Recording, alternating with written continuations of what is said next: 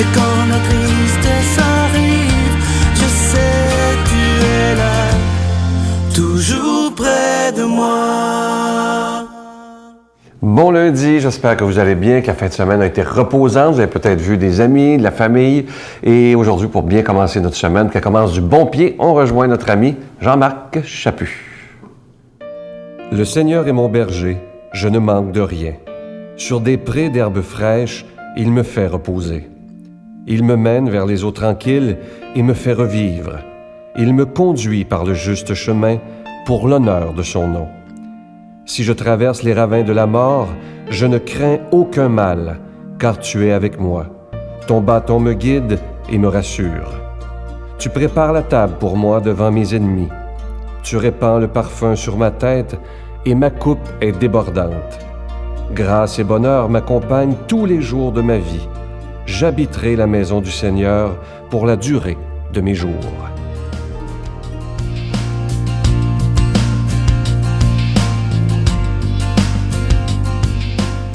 Bonjour. Hey, y en a-tu des inventions de nos jours? Hein? C'est incroyable. Les pas qu'on fait dans les derniers 20 ans, tout a changé. Et je pense à l'Internet, entre autres. On envoie des messages à tour de bras, on communique à distance, etc. Les relations humaines ont complètement changé. Et pourtant, il existe encore le face-à-face. Il existe encore de se rencontrer.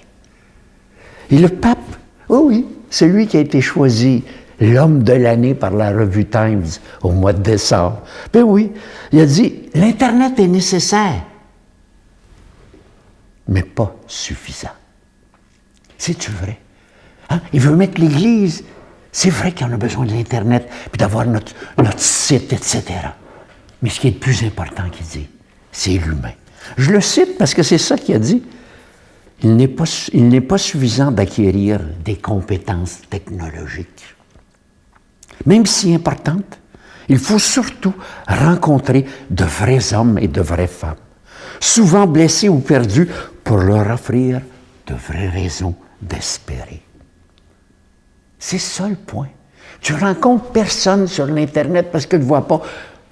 J'ai malheureusement des parents, des beaux-parents, qui ont souffert d'Alzheimer, qui avaient perdu complètement la mémoire. Et ce que je me souviens le plus des dernières visites que j'ai faites, ils ne me reconnaissaient pas. Je prenais la main, puis je faisais simplement dire « sacrifice ». Puis il y avait une étoile dans les yeux. Puis elle disparaît. Il y avait un contact humain. Et malheureusement, de nos jours, téléphone-y pas, parle-y pas par la voix. Non, envoie-y un petit blog, un petit Internet, un petit courriel. Ah, je trouve ça très difficile. Je trouve qu'on manque complètement la base de l'humain.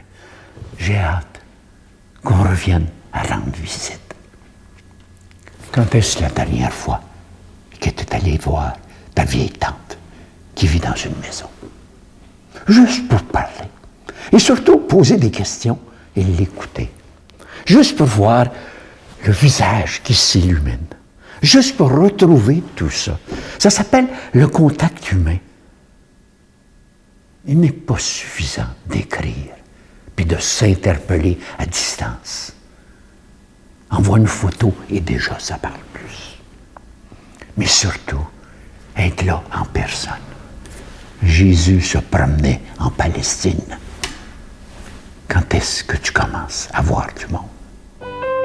Notre Père qui es aux cieux, que ton nom soit sanctifié, que ton règne vienne, que ta volonté soit faite sur la terre comme au ciel. Donne-nous aujourd'hui notre pain de ce jour. Pardonne-nous nos offenses comme nous pardonnons à ceux qui nous ont offensés.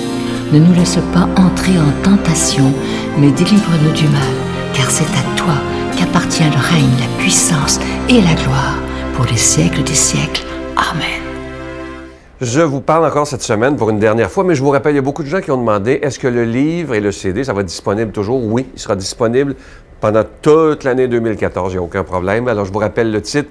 Ce bébé dont je suis fier, c'est mon nouveau livre qui s'intitule Le Psaume 23, une prière puissante. Préparez-vous à de beaux changements dans votre vie. Le livre nous apprend à bien prier. Le Psaume 23, ce si beau psaume de David qui commence par « Le Seigneur est mon berger, je ne manque de rien ». Vous connaissez, c'est magnifique. Ça ne vient pas seul, ça vient aussi avec un CD pour ceux qui n'aiment pas lire, où je lis le livre que vous pouvez écouter peu importe où vous êtes, et aussi 2 affiches magnifiques, qui sont tellement belles, du Psaume 23 que vous pouvez laisser un peu partout afin de toujours l'avoir sous la main et être capable de le réciter régulièrement et le méditer avec tout votre cœur. C'est avec un don de 25 $ et si vous en voulez 2, parce que ça se donne super bien en cadeau, c'est avec un don de 40 $. Je vous donne l'adresse. La Victoire de l'amour, casier postal 120, succursale Boucherville à Boucherville, le J4B 5E6, je vous la redonne. La Victoire de l'amour, casier postal 120, succursale Boucherville à Boucherville, le J4B 5E6. Également par carte de crédit, par téléphone dans le 514-523-4433,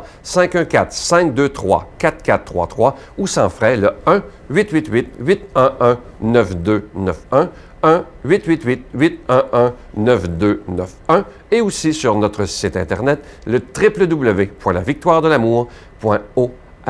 Et je vous rappelle évidemment qu'on vous envoie un reçu pour fin d'impôt. Je vous redis le titre, c'est simple, le Psaume 23, une prière puissante. Un livre qui peut changer votre vie.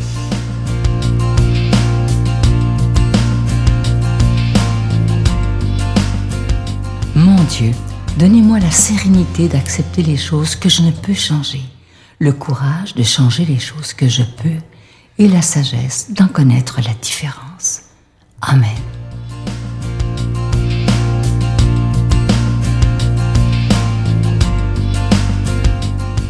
Aujourd'hui, un très, très bel évangile et j'aimerais qu'on fasse comme si c'était la toute première fois qu'on l'entend avec notre cœur. Peut-être pas juste avec notre tête, mais avec notre cœur surtout. C'est selon Saint Jean. Il y avait un pharisien nommé Nicodème. C'était un notable parmi les Juifs. Il vint trouver Jésus pendant la nuit et lui dit, « Rabbi, nous le savons bien, c'est de la part de Dieu que tu es venu nous instruire, car aucun homme ne peut accomplir les signes que tu accomplis si Dieu n'est pas avec lui. » Jésus lui répondit, « Amen, amen, je te le dis. Personne, à moins de renaître, ne peut voir le règne de Dieu. » Nicodème lui répliqua, « Comment est-il possible de naître quand on est déjà vieux? Est-ce qu'on doit rentrer dans le sein de sa mère pour naître une seconde fois? » Jésus lui répondit, « Amen, amen, je te le dis. Personne, à moins de naître de l'eau et de l'esprit, ne peut entrer dans le royaume de Dieu. Ce qui est né de la chair n'est que chair, et ce qui est né de l'esprit est esprit. Ne sois pas étonné si je t'ai dit qu'il vous faut renaître. Le vent souffle où il veut, tu entends le bruit qu'il fait, mais tu ne sais pas d'où il vient ni où il va. Il en est ainsi de tout homme qui est né du souffle de l'esprit. » Très beau texte ce matin, mais j'aimerais partager avec vous 2 lettres que j'ai eues et qui m'ont un peu bouleversé. Je me dis, on est rendu en 2014 et ce n'est surtout pas pour critiquer. Je vais seulement donner les prénoms pour qu'on puisse prier pour des situations comme ça parce que, honnêtement, je suis assez honnête pour vous dire, là, je ne comprends pas, surtout qu'ici, on parle de la parole de Dieu, on est ici pour, je vous le dis souvent, je vous l'ai dit dans la dernière semaine, l'évangile qui me touche beaucoup, ne jugez pas et vous ne serez pas jugés, ne condamnez pas, bon, etc.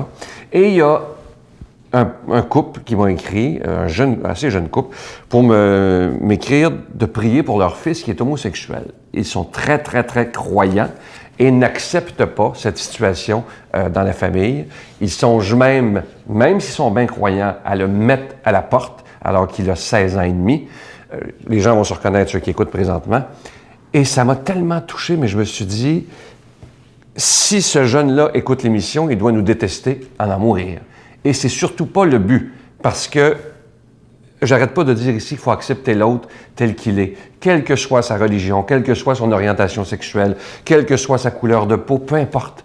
On est tous des êtres humains aimés de Dieu. Et j'aimerais m'adresser aux parents ce matin, vous reconnaissez, vous me dites dans votre lettre que vous écoutez à tous les jours. Vous savez quoi faire avec votre fils? Pas de le mettre dehors, de l'aimer encore plus et de le prendre dans vos bras et dire, mon gars, si on avait un fils à avoir, c'est toi qu'on aurait, avec ta différence.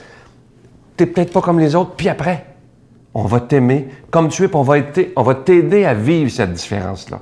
C'est ce que je vous souhaite, chers parents. Vous vous dites des croyants. Maintenant, avec l'aide de Jésus et peut-être naître de nouveau, changer votre façon de penser, devenir des croyables. Parce qu'imaginez si vous mettez votre fils dehors. Il peut arriver plein de choses. Et croyez-vous vraiment, et je vous laisse, chers parents, avec cette question-là, croyez-vous vraiment que vous allez l'aider? Croyez-vous que c'est la volonté de Dieu de voir un enfant, parce qu'il est homosexuel, le mettre dehors qui risque le suicide? Je ne crois pas que ce soit vraiment des décisions de Dieu.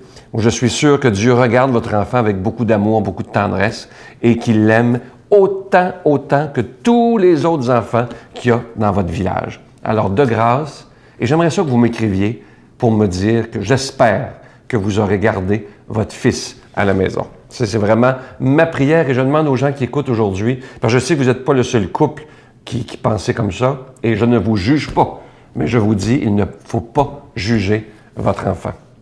Et une autre lettre qui m'a beaucoup frappé, c'est une maman dans la soixantaine, 67 ans exactement, qui vient d'apprendre que sa fille va se faire avorter, malheureusement.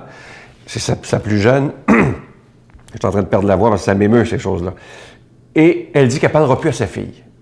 Et là, je dois vous dire une chose que Robert Jolicoeur dit souvent, on n'est pas là pour critiquer les gens. Oui, c'est sûr que l'Église est contre l'avortement parce qu'elle est pour la vie, et je suis tout à fait d'accord avec ça. Mais de là, ne plus parler à sa fille, moi, je pense que le plus beau qu'une maman peut faire dans un cas comme ça, c'est de dire, ma fille, le moment, elle ne comprend pas, là, pas du tout. Tu sais ce que je pense de ça, mais je t'aime. Juste dire ça. Et je me souviens un jour, une jeune fille est allée voir Robert Jolicoeur, elle voulait se faire avorter, et Robert, vous le connaissez, c'est quelqu'un qui ne juge pas. Il l'a simplement invité à aller s'asseoir dans l'église avec lui et à s'adresser à Jésus qui était sur la croix, et Robert a quitté.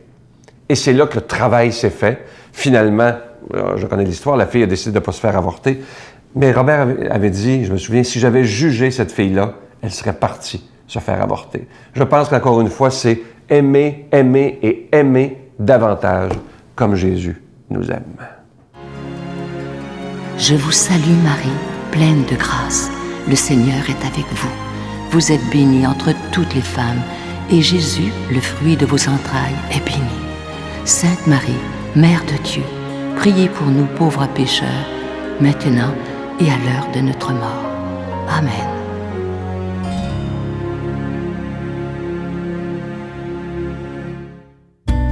Dans le cadre du 350e anniversaire de Notre-Dame de Québec, la Victoire de l'Amour vous invite à une retraite tout à fait spéciale sous le thème « La puissance de la prière », en compagnie de l'abbé Raymond Gravel, l'abbé Robert Lemire, Jean-Marc Chaput, Sœur Angèle, Sylvain Charon et en chanson Miguel Padilla. La retraite aura lieu à l'hôtel Hilton, situé au centre-ville de Québec. Nous vivrons ensemble une célébration eucharistique à la basilique Notre-Dame de Québec et nous traverserons la Porte Sainte les 16, 17 et 18 mai prochains. Réservez rapidement avec Voyage Intermission au 514-288-6077 ou sans frais au 1-800-465-3255. Venez vivre une fin de semaine remplie de paix, d'amour et de joie. Il est toujours temps de se procurer mon dernier livre, dont, comme je vous le dis souvent, c'est le livre dont je suis le plus fier depuis le début de la Victoire de l'Amour. Il s'agit d'un livre sur le psaume 23 qui nous apprend comment bien prier, ce psaume qui est une prière extrêmement puissante. Et je vous explique dans le livre que je suis sûr que si vous le faites d'une façon sincère, il y a de beaux changements qui vont arriver dans votre vie. Le livre ne vient pas seul, il vient avec un CD audio que j'ai enregistré pour ceux qui aiment moins lire et avec 2 petites cartes où est inscrit le psaume 23. Je vous souhaite une belle journée. À demain. Bye. À l'âge de 50 ans, je prenais ça assez dur. Je buvais parfois un 41 à ma journée. Mais mon aide suprême veillait sur moi, il faut croire. Parce qu'un jour, il m'est arrivé dans mon appartement de tomber. Ça arrive, ça, quand tu prends un verre, que le plafond t'arrive en pleine face ou le plancher, tu sais. La Victoire de l'Amour remercie de tout cœur les Résidences Soleil de leur accueil si chaleureux.